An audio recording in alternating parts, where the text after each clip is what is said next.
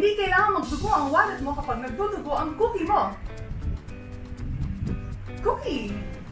Heyo sa mga kapwa ko homemakers, mag-usap tayo. Although itong episode na to ay hindi directly about homemaking or home management, but indirectly meron itong effect sa home management na rin kasi sa pagbabudget na aspect ng ating home management or homemaking. Mahirap naman mag-budget kung walang iba-budget. Kaya tulungan natin kayo. Ito sana, hopefully itong episode na to ay makakatulong para makapagbigay sa inyo ng tip kung saan pang area ng ating buhay pwede tayong makatipid. Dito sa video na to ay pag-uusapan natin kung paano gumamit ng menstrual cup and menstrual pads or sanitary napkin. Magkano yung tinipid ko simula nung gumamit ako ng mga menstrual pads and napkins, and magkano yung bili ko sa setup ko ngayon na ginagamit ko buwan-buwan. Inisip ko kung paano i-organize yung topic natin or mini guide natin or overview sa menstrual cup and menstrual pads. At napagtanto ko na yung best sa tingin ko na way kung paano ko siya ikwento or paano natin i-organize tong mini guide natin is kung yung journey ko, susundan natin yung journey ko ng discovery na dapat pala gano'n, dapat pala ganyan. So, yung journey ko, pag-experiment sa paggamit ng menstrual pads at saka menstrual cup, minsan-minsan titingin ako dito sa kaliwa ko kasi nandito yung listahan para wala tayong makalimutan. At doon ko na rin explain yun nga yung mga discovery ko, mga tips as we go along. Nasa tingin ko makakatulong dun sa inyo kung paano ko na-discover na dapat huwag nyo na yung pagdaanan yung mga paghihirap ng pinagdaanan ko nung pag-experiment sa ganitong pagtitipid. And yung calculation ng cost and savings natin nasa last part. Kung gusto nyo puntahan yun, pwede nyo na rin mag-skip doon if you're interested kung worthy ba, worth it ba? Kung worth it ba tong pag-experiment or paggamit ng menstrual cup and menstrual pad. Pwede yung tingnan kung magkano yung cost tsaka yung savings sa ending, tapos balikan nyo na lang yung mga topics ng pagdi-discuss natin ngayon para organize yung chapters natin. Although may overlap yung pag-discover ko ng menstrual pad tsaka menstrual cup, overlap sila. Ang gawin natin is pag-usapan lang muna natin yung menstrual cup. And then mamaya, sa next part is pag-usapan natin yung menstrual pad. Okay? So yun. Let's start!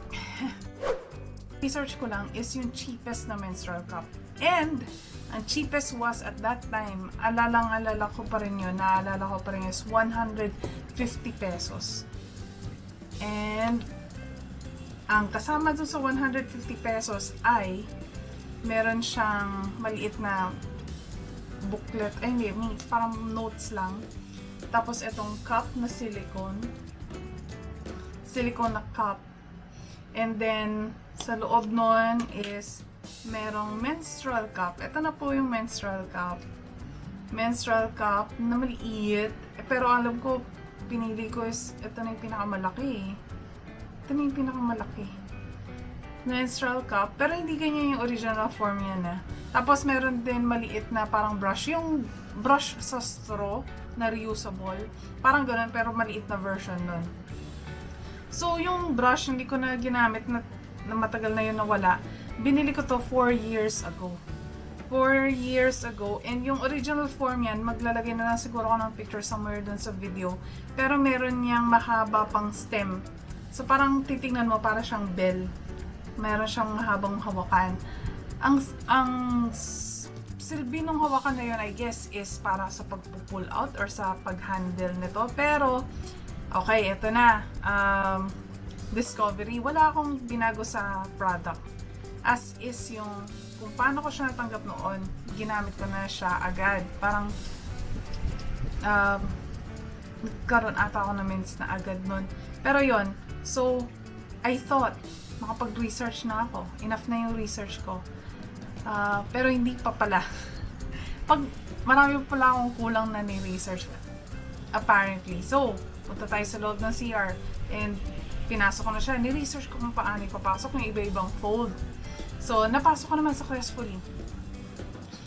Ang pagpasok na sa ngayon, hanggang ngayon, ang ginagamit kong pag-fold is i-fold ko muna siya ng half.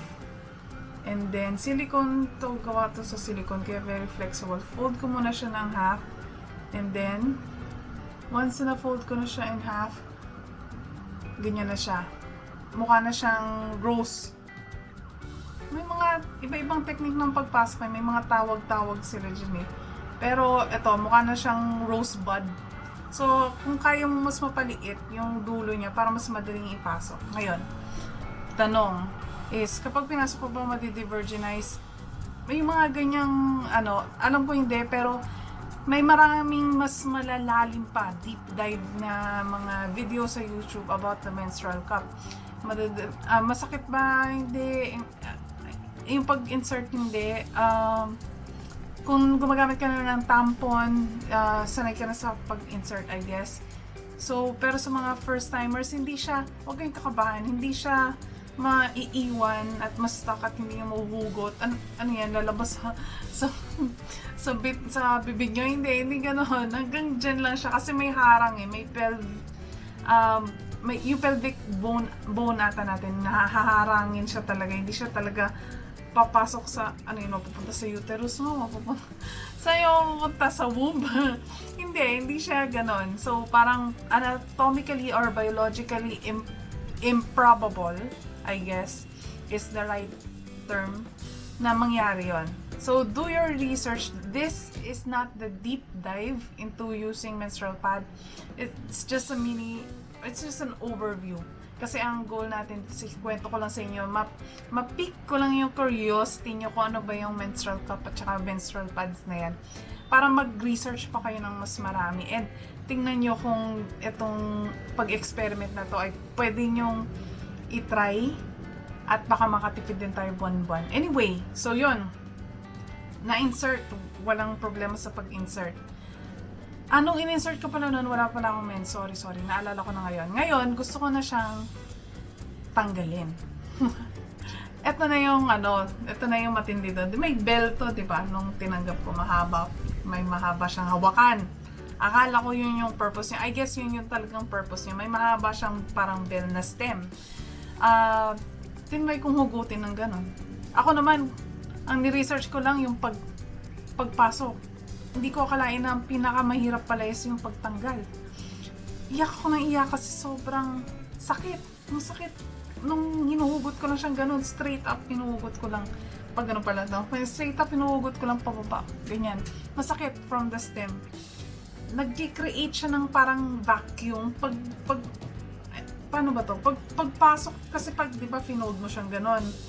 Finold mo siya. Yan. Finold mo siyang ganon. Pag pinasok mo na siya doon sa loob, bubuka na lang siya ng ganyan, kusa. Tapos parang plumbing na, yung bomba sa toilet, parang ganon. So magki-create siya ng seal doon na naka-secure na siya doon, naka-secure siya. Ngayon, pag hinugot mo lang siyang ganon, masakit. Sumasama yung balat mo, I guess. Basta nakakapit lang siya doon. Ang kapit niya is parang mahuhulog siya sa bangin. Ganong klaseng kapit na parang mamamatay na siya kung bumitaw siya. Parang ganong klase. So, mahigpit ang kapit ng menstrual cup. Masakit. Grabe, parang naluluhan ako kasi kinakabahan ako kung paano tatanggalin. I mean, imagine nyo nga. Mag-isa kayo dun sa CR tapos walang may idea na bumili ka nitong gadget na to tapos pinasok mo doon. Paano ka hihingi ng tulong na meron po akong pinasok sa loob ko tapos kailangan ko po ng tulong paano siya hugutin, di ba? So wala kami yung tulong. Buti na lang dala ko yung cellphone ko noon sa loob ng CR and merong mga YouTube na mga nanonood talaga ako kung paano tanggalin. Yon, so simple lang pala.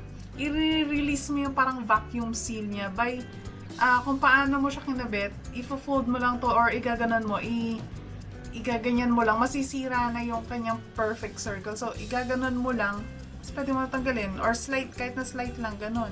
Mula dito sa tip yan. Yan, ganyan. Igaganon mo lang, tapos mawawala na yung kanyang vacuum seal and pwede mo na siyang, napakadali mo na siyang tanggalin. As in, walang effort. Yun lang yung kailangan. Yung stem pala, nakalimutan ko na ikwento dun, hindi mo pala dun huhugutin si stem. So, dahil hindi kailangan yung stem, hindi pala dun huhugutin, pinutol ko na yon. Kaya, halos flat na siya. Hindi na siya bell. Ano lang talaga siya, cup na lang talaga siya. Para siyang teacup.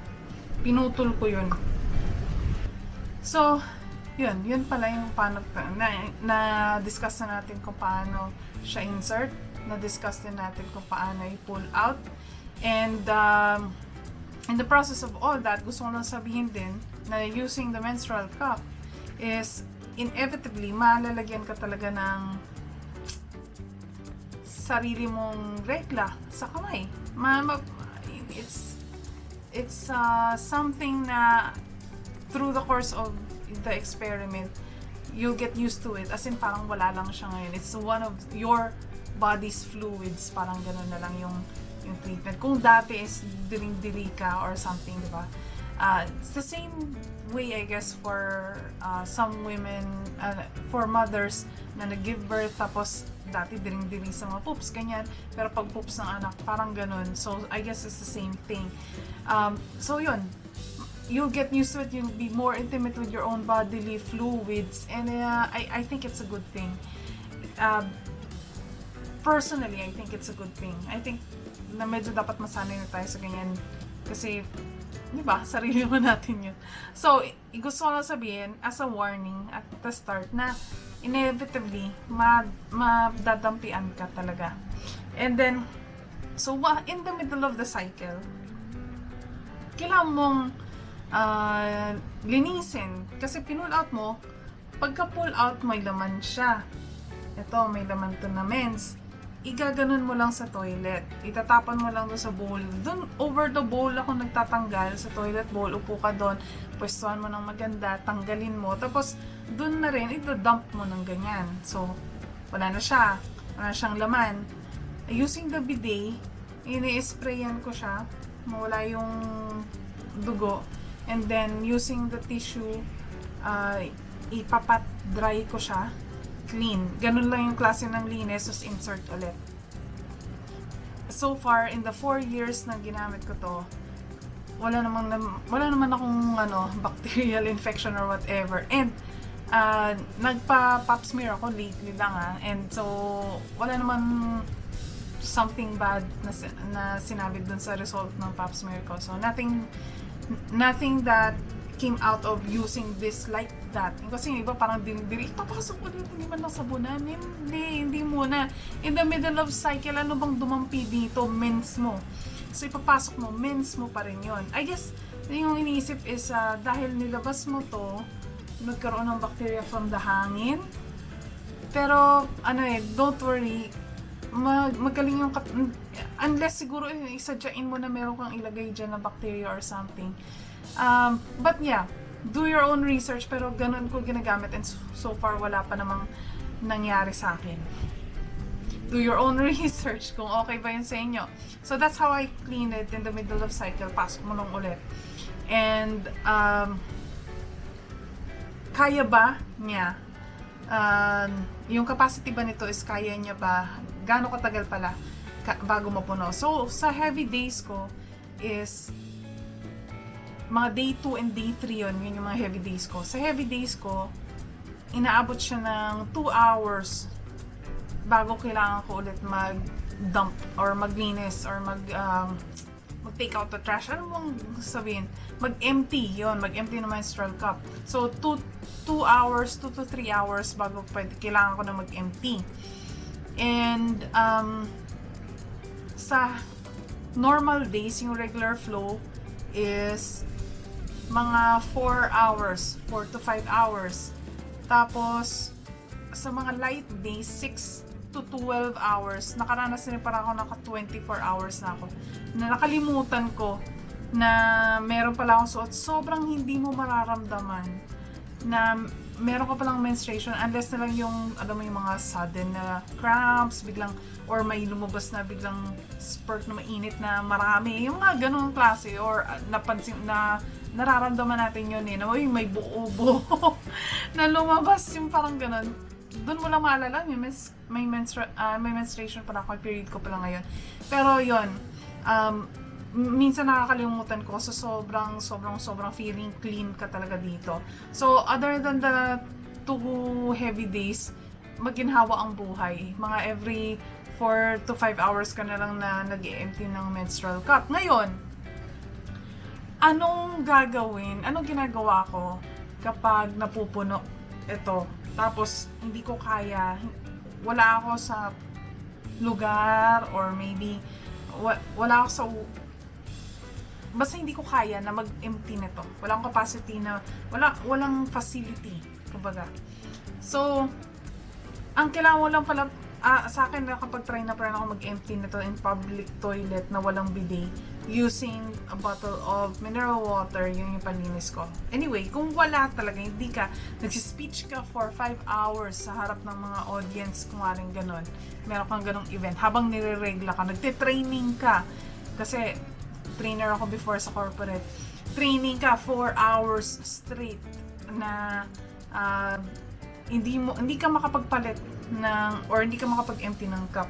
Ang ginawa ko is noon nagsusot pa rin ako ng napkin na all night kasi yun naman ang lagi ko talagang ginagamit. Ang regular napkin ko hindi regular kundi all night na napkin na modest. Yun yung ginagamit ko regularly. Yun talaga ever since years na.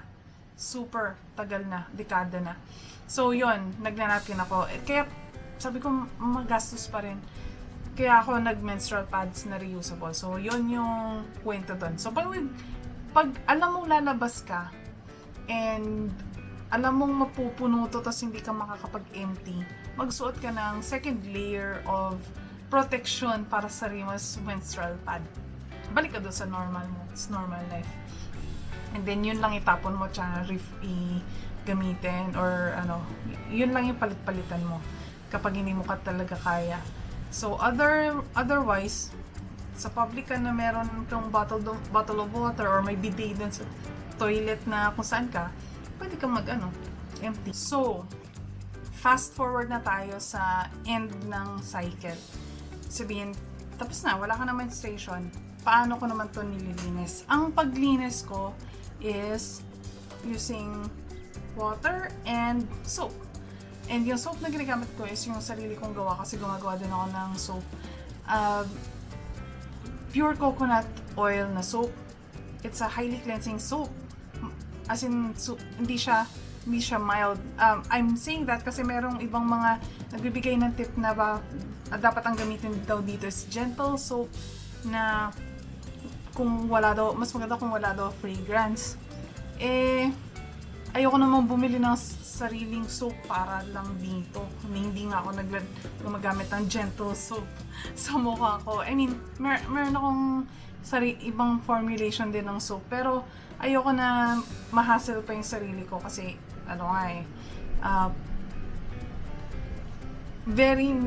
dapat sa homemaking, try natin eliminate yung mga bagay na unnecessary sa process na pag ginagawa natin sa bahay. So kung kaya, simplihan lang. So kung ano yung soap ko na nandun sa CR na ginagamit namin for washing clothes, yung mga ganon, sa paglalaba, paglilinis, yun yung ginagamit ko din. Yung laundry soap natin is the coconut oil soap. Laundry soap namin ganon, coconut oil soap. Yung dishwashing soap ko din is the coconut oil soap, pure, and yun din yung panlinis ko dito. Super effective. Ang ginagawa ko din is meron kaming toothbrush doon na spare na yun din yung ginagamit ko pang scrub kasi kung papansin nyo, may mga grooves dito, may mga design yan na pwedeng pagsiksikan yan ng menstruation. So pag nasiksik dyan, paano mo tatanggalin? Binabrush ko. So tapos eto din, may mga butas to na 4. Yung maliliit na butas, importante yan na malinis at saka importante na clear yan, wala yung obstruction. Kasi yan yung nag-help para magkaroon ng vacuum seal, parang ganon, once na nilagay natin sa loob. So, yun yung silbi sana nung brush na maliit. Kaso lang, dahil tinapon ko na yun, ang ginagawa ko is yung Q-tip, tatanggalin ko lang yung sobrang bulak para magkasya dito. Although very flexible naman to kasi silicone. So yung sobrang bulak tatanggalin ko, ididip ko yun sa sabon, tapos yun yung ipapasok ko sa maliliit na butas, isa-isa yan. Tapos ang ginagawa ko pa, fini-flip ko pa to inside out. Yan. Para sa kabilang side naman, malinisan din. So, yun. Ganon ko nililinis. And then, after ko i-rinse with water, magbo-boil ako ng water and then ilalagay ko dito. Tapos, ipapasok ko yung menstrual cup. Tapos, ibababad ko lang to sa hot water. Ilalagay ko yung takip niya. Bababad ko sa hot water. And then, after a while, pag hindi na ganun kainit yung tubig at kaya ko na siyang i-handle, tatanggalin na natin yung tubig. Wina-wipe dry ko to using tissue, pati yung takip. And then, eto din, wipe dry, siguraduhin na dry siya kapag itatago. And then, balik sa cup. Balik yung takip. And then, ready to use na naman to for the next period. That's all. That's our mini overview sa menstrual cup. Tapos nabanggit ko kanina na kapag nasa labas ako or heavy days, kailangan kong i-assist yung menstrual cup ng menstrual pads. Kaya bumili ako ng mga menstrual pads. Reusable sila na menstrual pads. Ngayon, iba-ibang klase ng menstrual pads yung available sa market. And particularly dito sa company na na binilhan ko. And ipapakita ko yung different types sa inyo. Or hindi ko na actually kung ano yung meron ako. Kasi meron pa silang iba-ibang klase pa dun eh. Pero basta iba-ibang shape. Depende sa kung saan banda lagi nagfo-flow yung yung menstruation nyo. Pero anyway, tinry ko lang dati is dalawa lang ng model ng pads nila. And then, sabi ko very effective. Then, saka ako bumili ng set talaga na sa tingin ko, yung ng pieces talaga na sa tingin ko kailangan ko.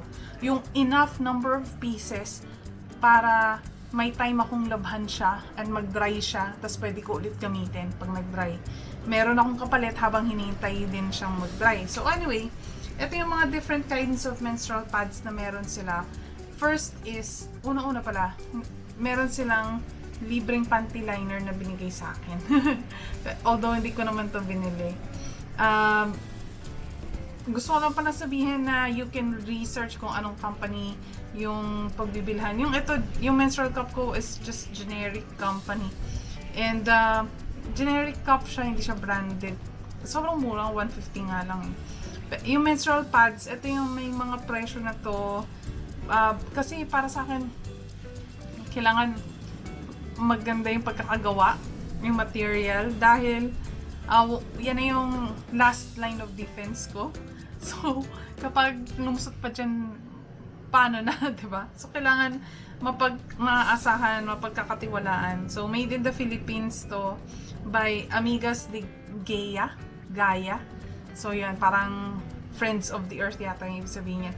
So, eto, meron silang panty liner, very small, very cute. Libre lang to nung nag-purchase ako sa kanila, binigyan nila ako. Then, buttons yung may adjustable siya, dalawang class yung ganyan. So, depende sa size ng Compared to this, ito naman yung regular pad. Yan, panty liner, regular pad. Ito yung regular pad. And, ang pinili ko, kasi iba-ibang klase yan. Merong black yung itong pinaka-pad. Pero para sa akin, best pa rin yung puti para at least alam mo kung nalinis mo ba ng maayos, kung may tira pa ba, may area pa ba na kailangan mong scrub, yung gano'n, pag nililinis na siya. So, iba-ibang design sila. And ito yung isa ko pang menstrual pad na regular. Okay. So, ito lang yung una kong mga binili.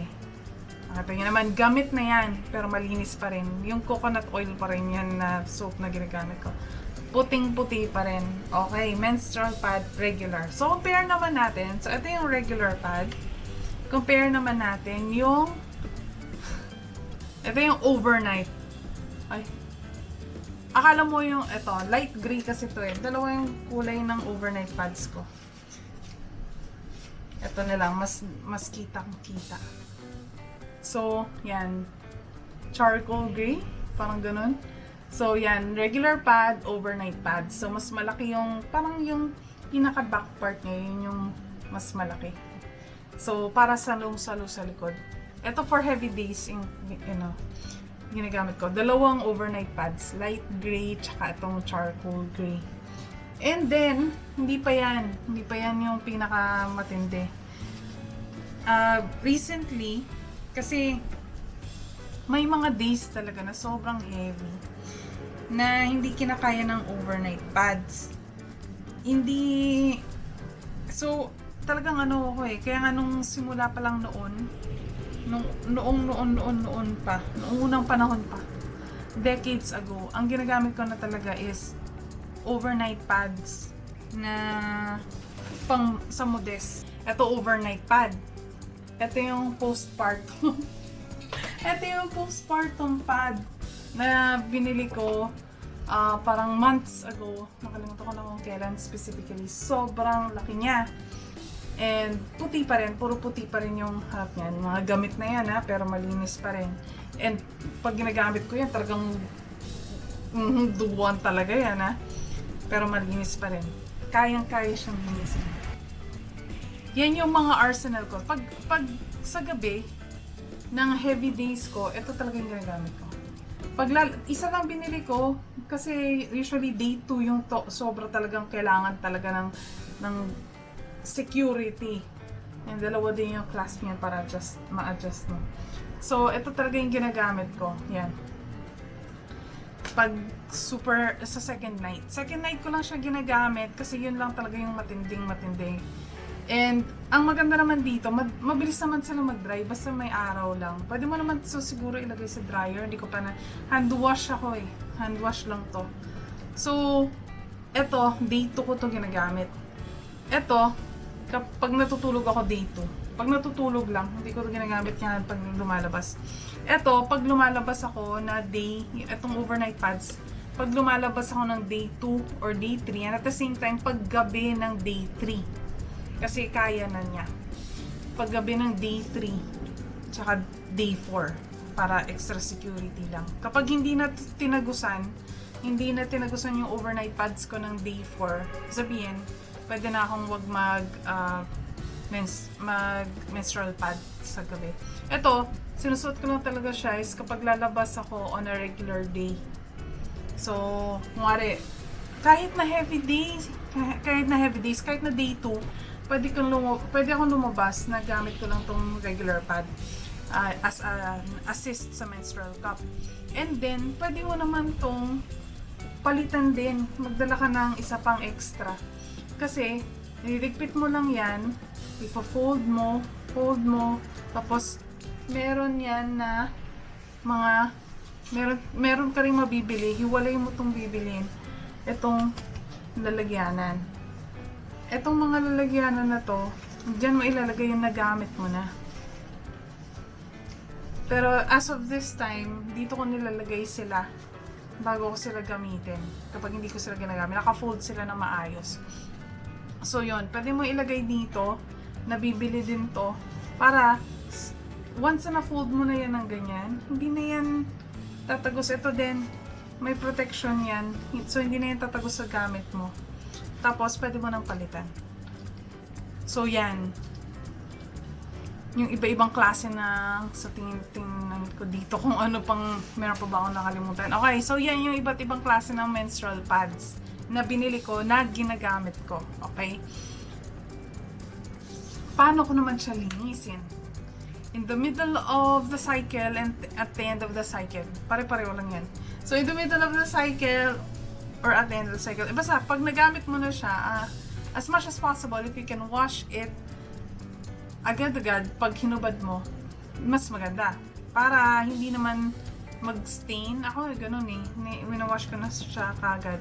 Although, kahit naman hindi mo siya i-wash agad, hindi naman siya mag-stain. May experience naman ako na I left this on for the whole day. So, sa umaga lang siya sa umaga lang siya nagkaroon ng stain ng blood na fresh. Tapos nag-dry na siya, tapos sa gabi ko na siya nilabhan, umukay naman. So, natanggal ko naman lahat. Ang linis naman ito nung nakita nyo naman, di ba? So, eto, how do I wash this is water lang and then yung coconut oil na soap na ginagamit ko na sarili kong gawain, kinikwento ko sa inyo. Then, pag ilalagay ko siya against the basin or yung sink, yung lababo, so naka-plaster siya, so nakadikit siya dun sa wall or sa, pwede rin sa bed ng sink. Tapos, minamassage ko yung soap sa buong part na to. Minamassage ko yung soap. And then, make sure, minsan kung ginagamit ko pa yung kuko ko, tapos dinidiin ko talaga yung soap doon sa pad. Kasi, alam natin na absorb niya, so sa tagus-tagus yan, yung dugo hindi lang doon sa labas. So, doon sa loob din. So, yun, ginagawa ko. And then, wash or rinse with water. Kung sa tingin ko, meron pang stain na naiiwan, like dito sa wings niya. So, ulitin ko lang din. Yung soap directly, ina-apply ko siya dun sa pad. And then, ginagano ko ulit. Hanggang sa mawala. Siguro, do that 2 times or 3 times as needed. Kung gaano ka grabe yung dugo. Then, air dry lang. Air dry lang ako. Kaya siyang mag-dry in 1 day. Lalo na kapag may araw, mabilis lang siya mag-dry. Pero if duda ka, kasi kailangan talaga dry na dry ito pag tinago mo para hindi ka naman mag-growan ng mga kung ano-anong fungi or ano ba, moss or bacteria. Hindi ko alam kung anong pwede tumubo dyan kapag damp to, tapos itatago mo. So, make sure na dry lang siya. So, kapag hindi ako convinced na dry na siya, hinihintay pa ako ng isa pang araw ulit. So, the next day ko siya kinukuha. Lalo na kapag end na ng cycle. And, bakit ako nakaka-afford na maghintay pa ng the next day pa bago kunin siya? Akala ko ba, kailangan nang gamitin agad kasi konti lang to 2 pads lang. Hindi ba na parang naubusan ako ng stock? Hindi, kasi pag nasa bahay ka, menstrual cup lang, sipagan mo lang yung pag-empty niyan every 2 hours on your heavy days, 3 to 4 hours on your regular days. Okay naman, hindi mo to kailangan. Kailangan ko lang to pag lalabas ako or pag gabi, pag natutulog ako sa gabi. Ginagamit ko lang to sa gabi para hindi duguan yung paggising sa umaga. Sobrang okay. Ngayon, yung question is money naman. Na-discuss na natin kung paano gamitin. So, kung nag-skip ka para malaman yung pusa po yan sa labas. Pusa ba yun? Bata. So, doon naman tayo sa money matters. How much should I spend sa pagbili sa buong system na to, yung system na to. So, for the menstrual cup, binili ko siya ng 150 pesos. Nabanggit ko na 4 years ago. Hindi ko na alam kung ano ngayon. Alam ko maraming options ngayon. Overnight pads, 195 each. Sa regular pads is 155 ko siya binili. Yung postpartum pad is 350 ko siya nabili. Parang maliliit na bags na to. Dahil 5 yan, binili ko iba-ibang kulay. 99 pesos each. 5 yung binili ko, so 495. For a grand total of 1,695 pesos, excluding yung shipping. So, 1,695. There are others that are cheaper.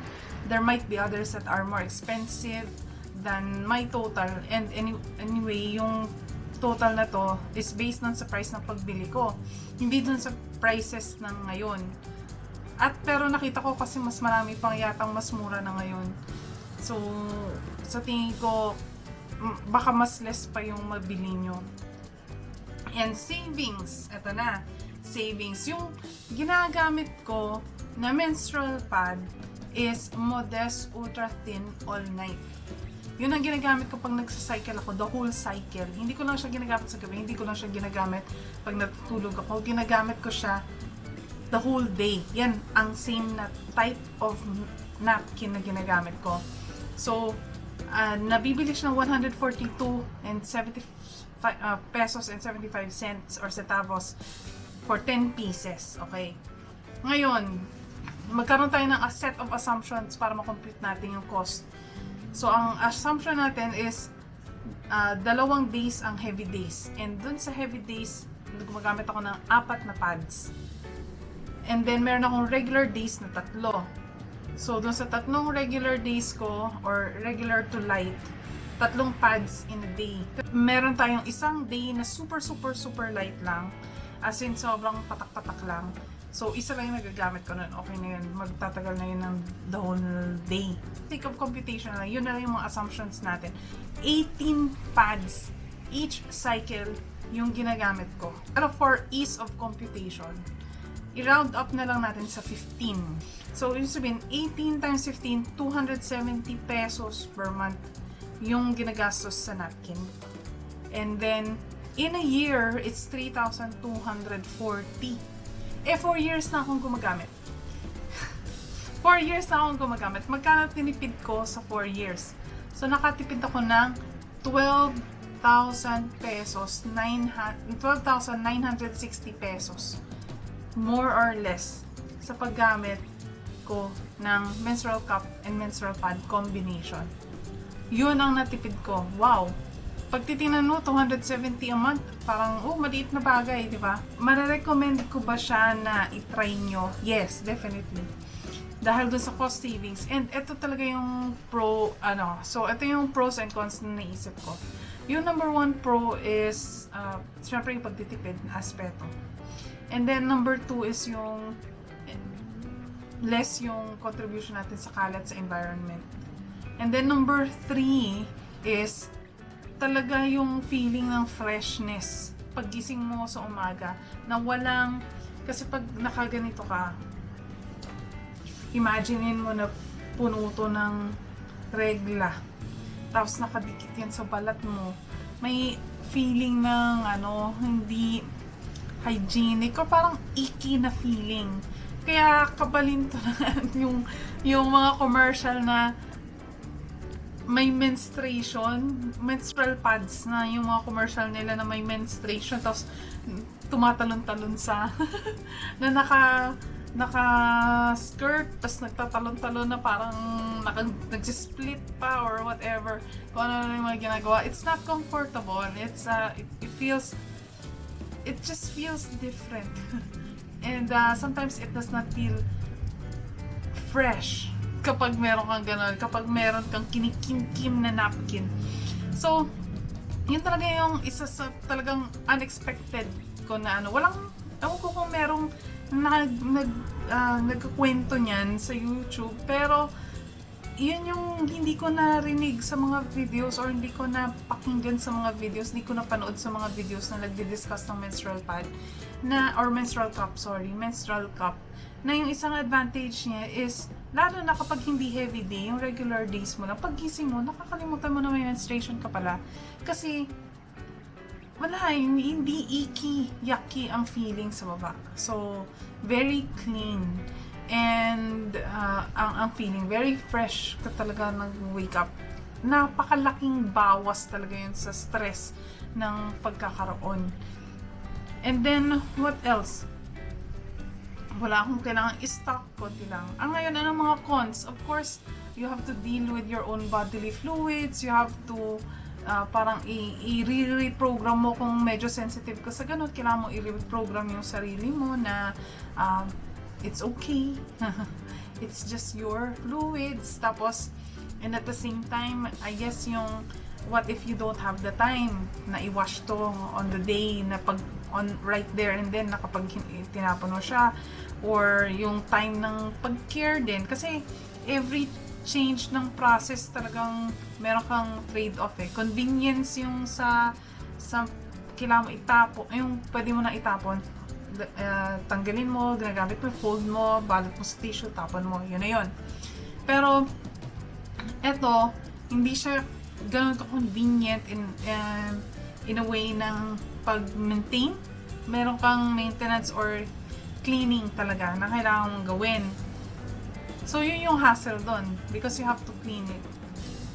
And what else? And yung pag-empty ng menstrual cup, hindi mo pwede siyang parang mas uncomfortable siyang dalhin at gawin in public. You have to have special preparation, like mas maganda if you have a bidet or maganda kung meron kang dalang sarili mong water. And then, eto naman, yung sabihin, kapag napuno to, tapos papalitan mo ng regular, ng isa pang pad, dadalhin mo siya sa bag mo ng may laman, diba? Ng gamit. So, yun yung mga hassle. Pero, is it worth it? Para sa akin, yes. Super worth it. Worth it siya talaga. And, yun. So, if you want to try, I suggest you do more research, or you buy just one. If you want to try this first, pwede rin naman. Ako, ang una kong dive talaga dito is ito. If you want to try that first, pwede naman. Ano bang mawawala sa'yo is ma-realize mo, nag-spend ka ng 150 pesos sa menstrual cup and then ma-realize mo na, ay, hindi pala para sa akin. Tapos i-donate mo na. Joke ko, huwag mo i-donate yung menstrual cup mo sa ibang tao. Hindi nila pwedeng gamitin. Wag ganun. Pero I guess yun lang yung talo mo is the 150 pesos. And then balik ka na lang sa normal mo na process. Or keep it until such time na sa tingin mo mas accepting ka na ulit dun sa process, try to experiment again to use it in the future. Parang ganun. Keep it for future use. Yun. Dito naman, ganun din. Ano bang talo natin? Ano ba yung yung regular pad is 155. Just buy one and test it. And then, yun ang pinakatalo mo kapag hindi talaga nag-work siya, di ba? Yung 155 na pad. Siguro, or bumili ka ng 2 or 3 para for the whole day mo. Pero kapag meron ka nito, hindi mo kailangan ng maraming ganito. So, yun. Recommended ko. Yes. Try it. Try it. Maraming salamat sa mga homemakers natin na nakinood at pati na rin dun sa mga hindi homemakers pero naging curious lang kung paano pa makatipid sa ibang aspeto naman ng buhay nila. And hopefully may natutunan kayo or naging curious kayo sa mga bagay-bagay para matry nyo rin. And nagkaroon kayo ng enough information para maging mas confident sa paggamit o sa pag-experiment sa ganitong process ng ganitong mga paggamit ng mga ganitong bagay yan, ng menstrual cup and menstrual pads. And kung gusto nyo ng mga ganitong klaseng video ng pagtitipid, paano pa makakatipid, and paano yung paglinis din ng mga bahay, mga home management, tsaka homemaking na tips, marami tayo yan dito sa channel natin. Mag-upload tayo ng maraming videos. Kaya, if you can, please consider subscribing para updated din kayo sa mga videos na i-upload natin. And marami tayong i-share. From cleaning tips to cost-saving, budgeting tips, managing your time, pati sa kitchen, meal preps, yung mga ganong mga bagay, cleaning, ano yung paano din makakatipid sa paglilinis, mga ganong bagay. Kaya natin i-discuss yan. Pag-uusapan natin yung lahat. For now, bye and see you in the next video!